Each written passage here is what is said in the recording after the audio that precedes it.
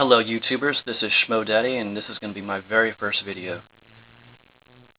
Anyway, I'd like to make mention that I've been in part of the community for a while as far as the comic book people who put their videos on, and I've been following, people such as Captain Strangelove and CT Spirit, and, I've watched Doc and Hallett's videos and I've loved them, and the Black Buddha, and I definitely just want to start making videos.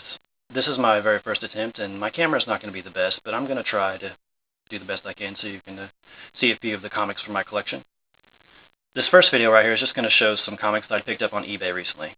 This one right here is called The Spectacular Spider-Man Magazine #1. Now, for those of you Spider-Man fans, I'm sure you've possibly heard of this, but you may not because it's kind of a rare comic. But I've seen this advertised in several Marvel magazines from some of my Silver Age books, and I just had to pick it up. Believe it or not, I got this at a steal. I got it for probably $4 on eBay, so just wanted to show it off here. So anyway, this is a black and white magazine from about 1968. I guess Marvel decided they would experiment with the magazine format. It didn't work out so well because they charged so much for the cover price. They wanted 35 cents as opposed to the regular 12-cent comics. So it's a black and white. Hey, look at that. Frank Zappa. Nice. Anyway, even though it's black and white, the drawings and illustrations by Romita are top notch. It's even better than some of the work he's done in his Amazing Spider-Man. So I recommend you to pick it up if you haven't seen it. So okay. Now the second issue I'm going to show you is Spectacular Spider-Man #2. This one is awesome. First of all, look at this painted cover by Romita. I mean, that's amazing. I saw this advertised in, I think, Amazing Spider-Man '63 from when I was a child. I remember flipping through my dad's magazines, and I just always wished that I'd had this, and I finally found it on eBay. Believe it or not, I got both these magazines for a total of $7 plus shipping. This one is in full color, so that's what makes it even better. Look at that. The Green Goblin. Nothing more iconic than his costume. So I totally recommend you to pick these up if you ever see them anywhere. They're kind of hard to find, but they're fairly inexpensive right now. But I can't imagine why. These stories were actually reprinted in Amazing Spider-Man 1:16 through 18. So you've probably read the story. But anyway, I would pick these up because they're badass. Alright, here's a couple of Disney comics I just picked up on eBay the other day. It's from 1951. It has some Carl Barks artwork in it. I kind of collect these just for my son. Sometimes I'll read with him these comic books. He loves to see them. Not so much a Donald Duck fan, but I'm definitely a fan of these old school books. Alright. The next one we have is 4-Color #339. It's another, Golden Age book from 1951. This one's probably in about 2.0 condition. The cover is detached, unfortunately. But, I picked this one up for probably $3 or $4. Couldn't pass it up. Alright, Avengers 57, the first appearance of the Vision. Picked this one up about a month ago or so. Got a pretty good price on it. Sorry guys, my camera it kind of fades the light in a little bit. I'm about to get better. This is my very first video, so I will try to get better at production and learning how to get the lighting proper. This one's probably about a 3.0 condition. It's got spine wear. Alright.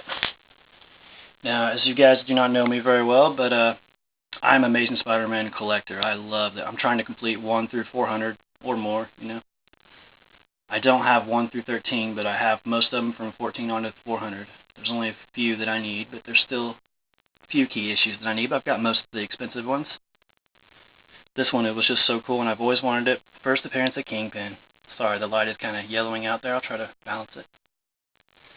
Anyway, I picked this one up. I probably paid $40 for it, and it was sold to me as a good plus condition comic, but I would say it's close to very good.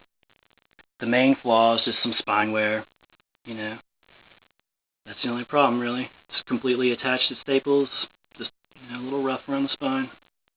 Still very pleased with it. Got it for a bargain price. Can't beat that. Alright. I've got a few DCs I'm going to show now. as I'm not a huge DC fan, but every once in a while I'll pick up some Batmans, possibly some Supermans, but not too much into it, but I do love the Joker, and had to pick this one up because of the cool cover here. This one's from, I believe, 1967. It's issue number 388. Detective Comics. Alright. Here's another one. Had to get it because it had the Riddler on the cover, and I don't have any, DC comics with the Riddler. Pretty cool little cover here. I believe this is from about the same year. It's either 67 or 68. I got this one for a pretty good price. It's about a 6.0 condition.